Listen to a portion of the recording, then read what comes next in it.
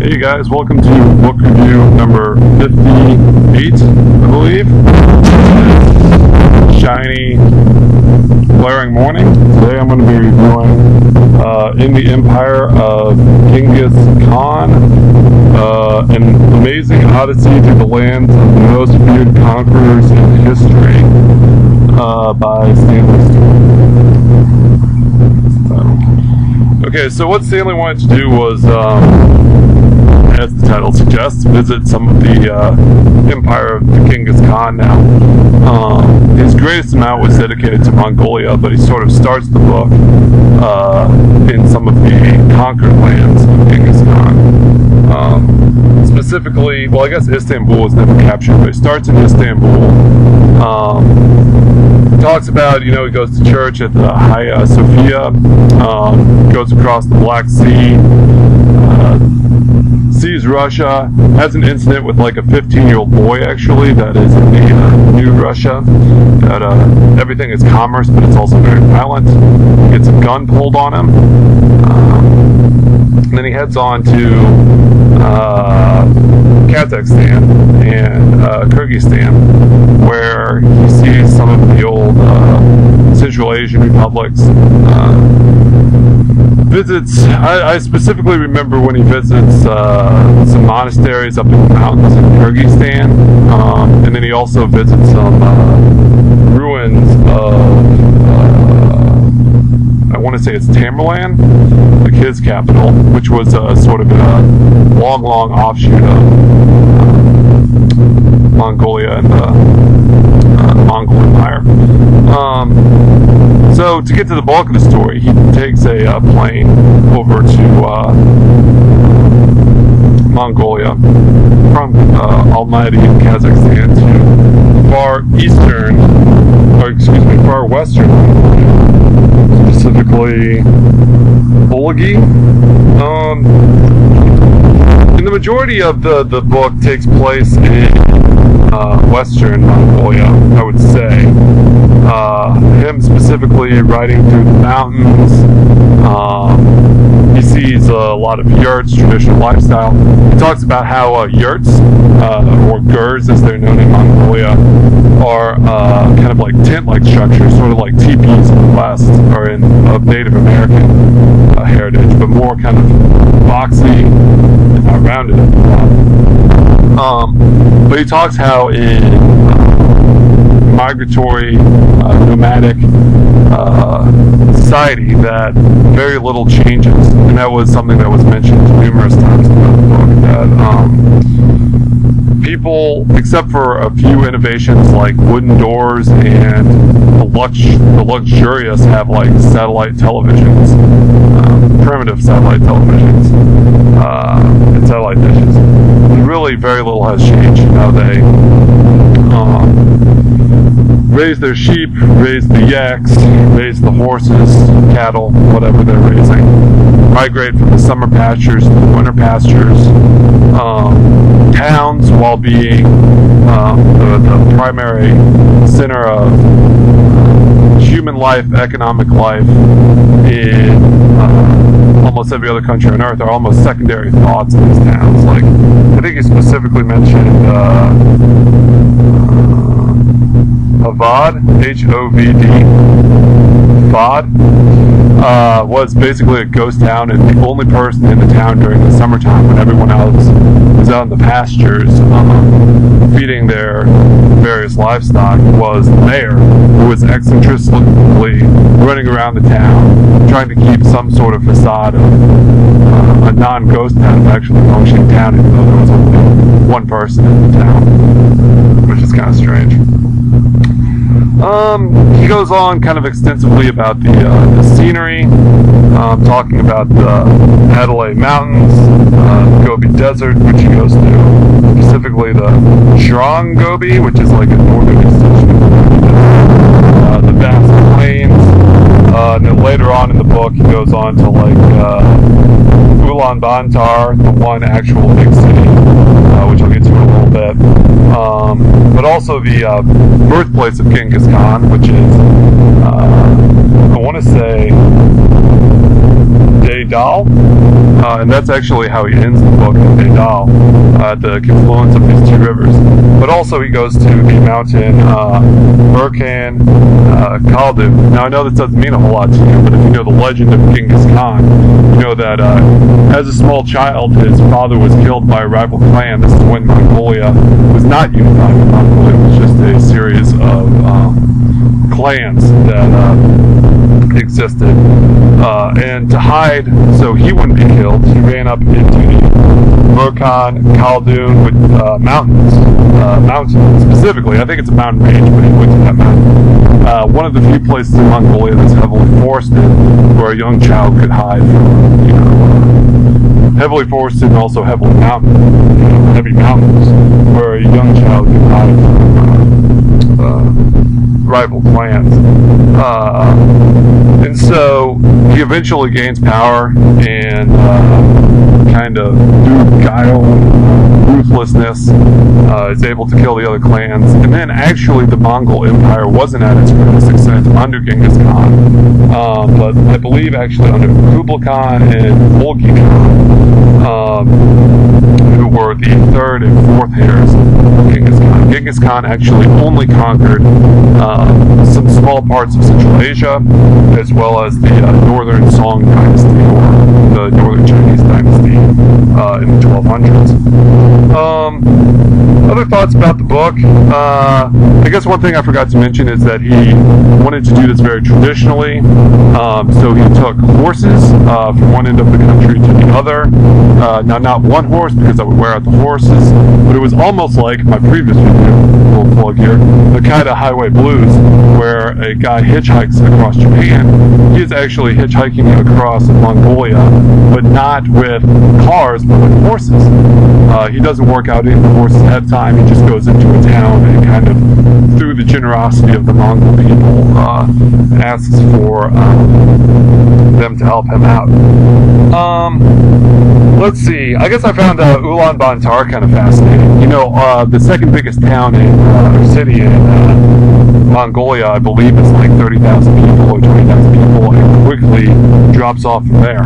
But the largest town is Ulaanbaatar, which I think has close to like 700,000 people now.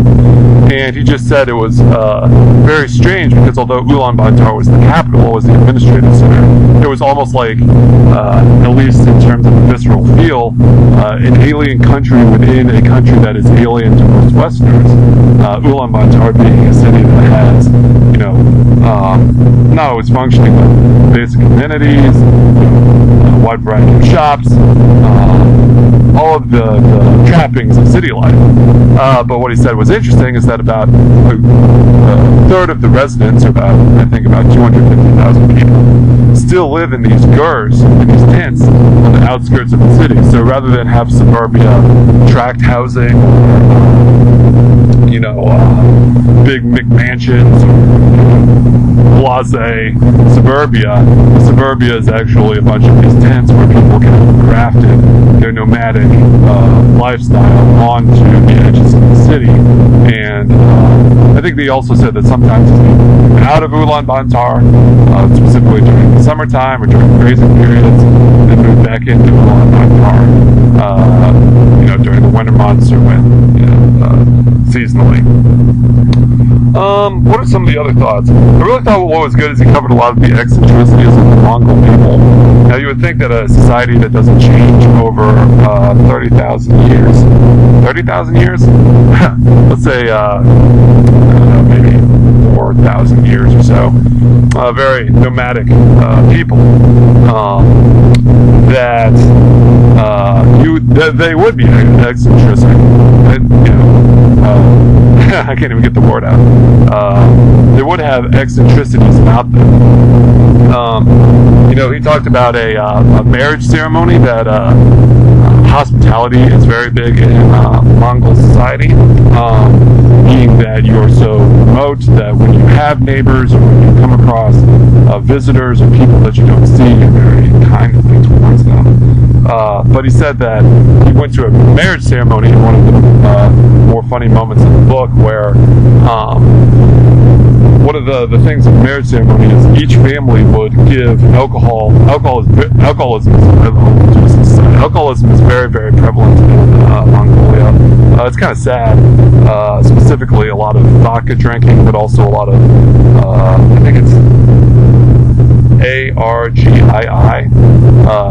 There's a mare's milk that's made into sort of like a softer kind of like closer to beer alcohol level drink, but then there's also a spirit that's made out of mare's milk that is very, very potent. And one thing about Mongolia is, no matter where you are, you're probably going to see some drunk people. Which is sad, like I said. But obviously, in a society that drinks so much, at this marriage ceremony, people are going to drink. People drink everywhere at marriage ceremonies, and they're going to particularly drink at marriage ceremonies in Mongolia. And one of the interesting things about the marriage ceremony that I read about was one family gives the other family drinks, right? Hard alcohol. And it's essentially almost sort of like a competition to see who can outdo one another in generosity in giving drinks.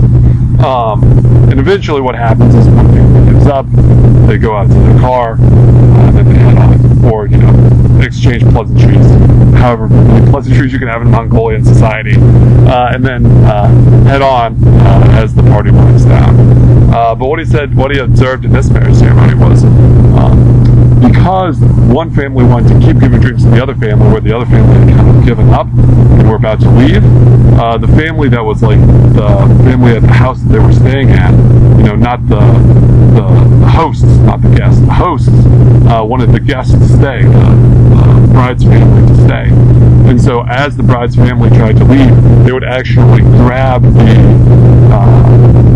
people, the groom's family, and drag them back in, and eventually what it came to was fisticuffs.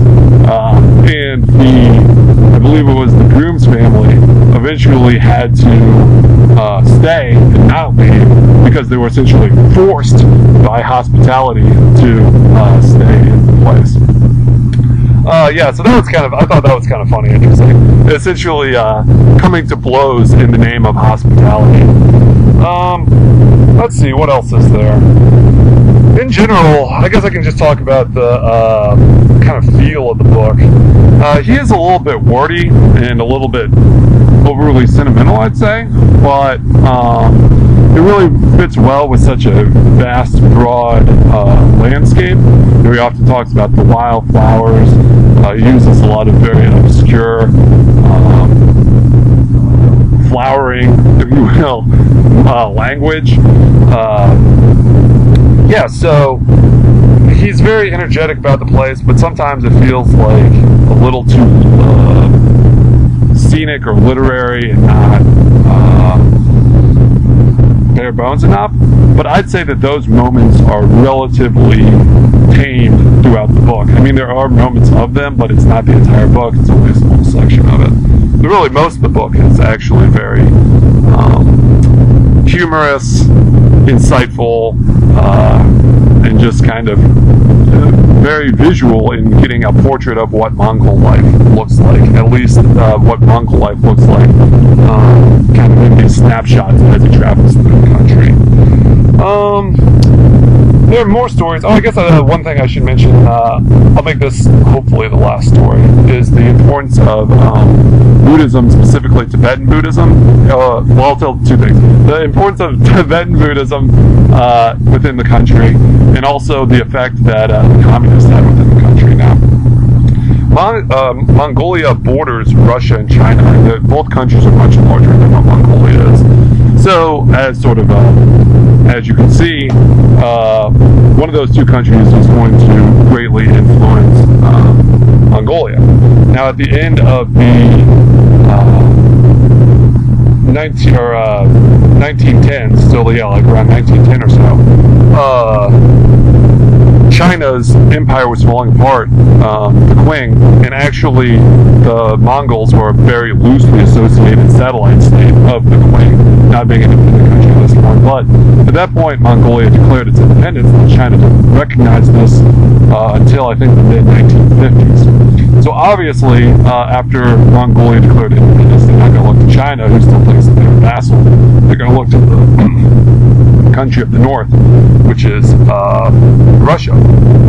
Now, the problem with this being, it's around this exact same time period, was when the Russian Revolution happened. And there was actually a Tibetan king for about 15 years, I want to say, ish, that ruled kind of a theocracy within Mongolia for a time. But when the Russian Revolution happened, first actually some ex-Tsarist soldiers came in and took over the country, but then quickly the Red Guard, the Russian Bolshevik revolutionaries came in and established the second communist state in the entire world.